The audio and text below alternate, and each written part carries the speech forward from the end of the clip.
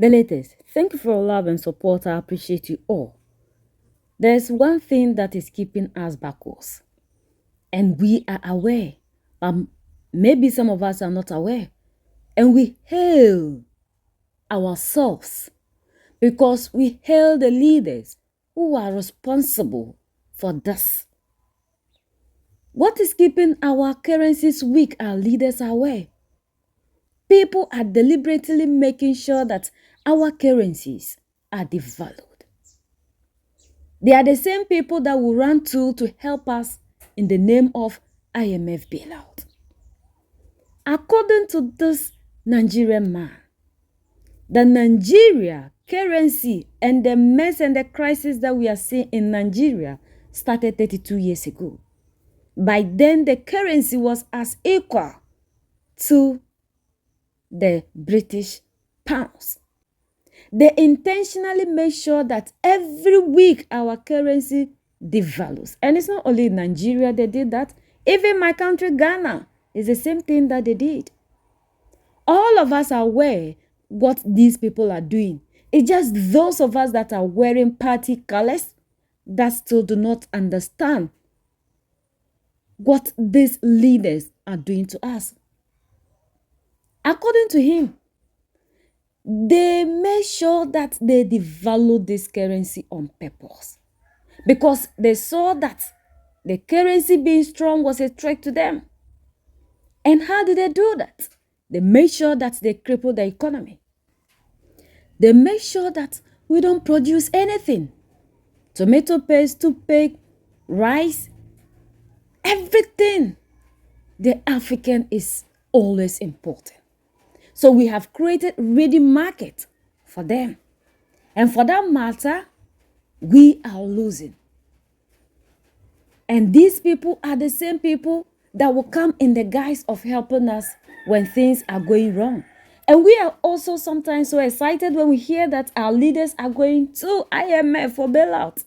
And we are the ones who sit on television, praise IMF for the structures that they've kept in place.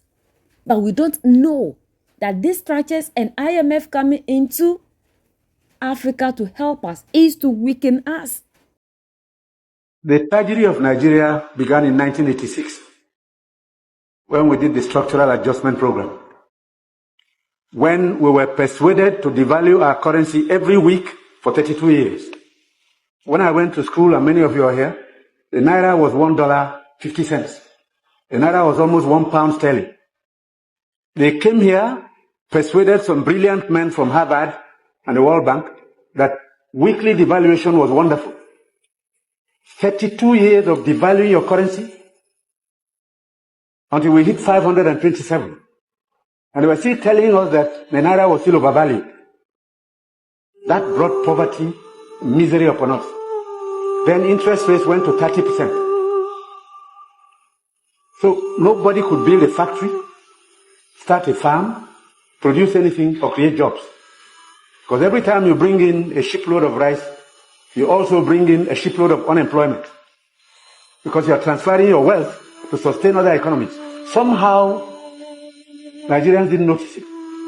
So we became a nation of importers. Toothpicks. Each year it cost us $18 million. Importing toothpicks. Tomato paste $400 million. So you talked about tomatoes now. One basket in town now is less than 2,000 naira. The farmers are losing money because the processors don't have enough funds to set up factories. You are going to do tomato paste with food-grade stainless steel. You can't just use anything because you'll be putting poison in people's stomach. 2 factories have started off. I believe by the middle of next year, we can comfortably tell importers of tomato paste to stop. But when you do, you make enemies. Even the rice we're trying to reduce, we have enemies. Heavy enemies. People who can kill if they have a chance. Because you're spoiling their business.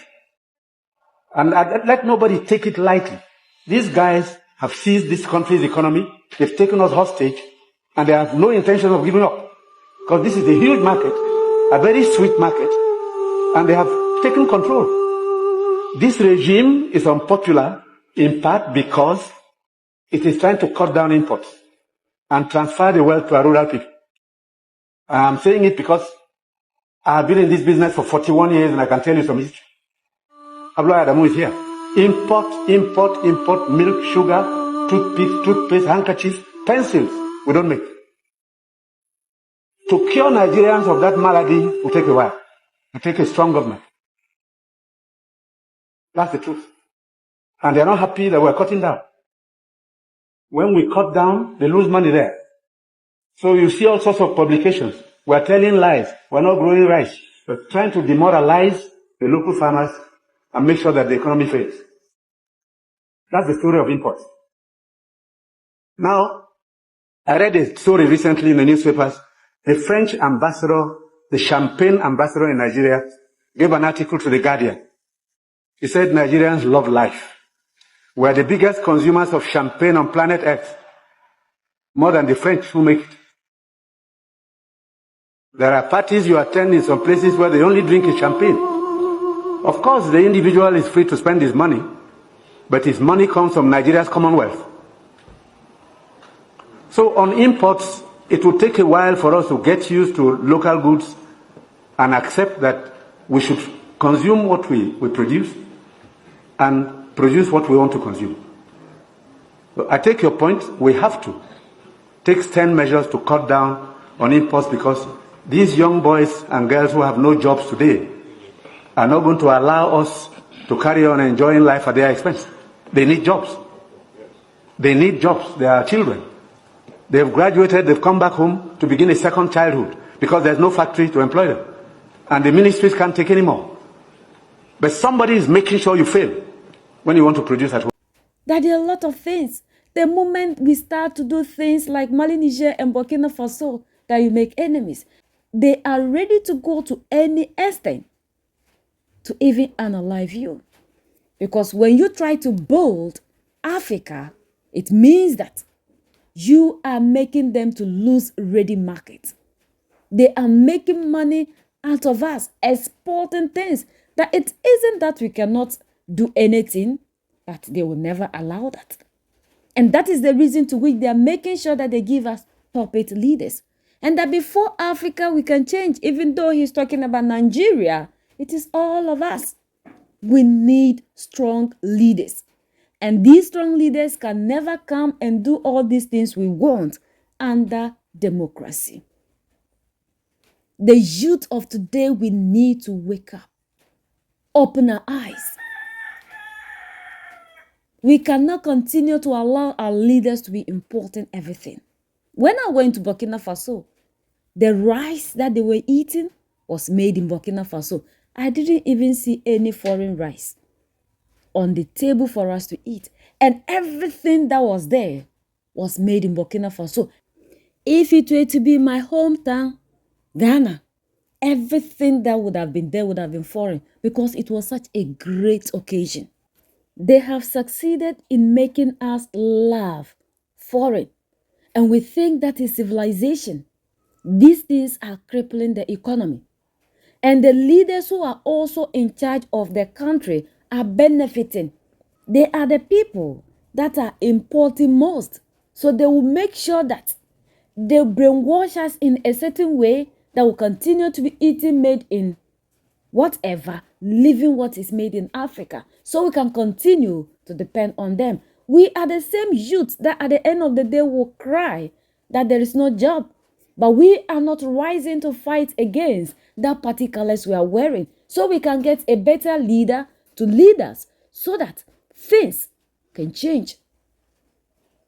You hear them carrying us away from the country to other places, and we are so excited that they are creating job opportunity. That is the modern slavery that Africans do not understand. And these our leaders are now the slave masters. This is so deep. People are sitting in closed doors and they are working against us.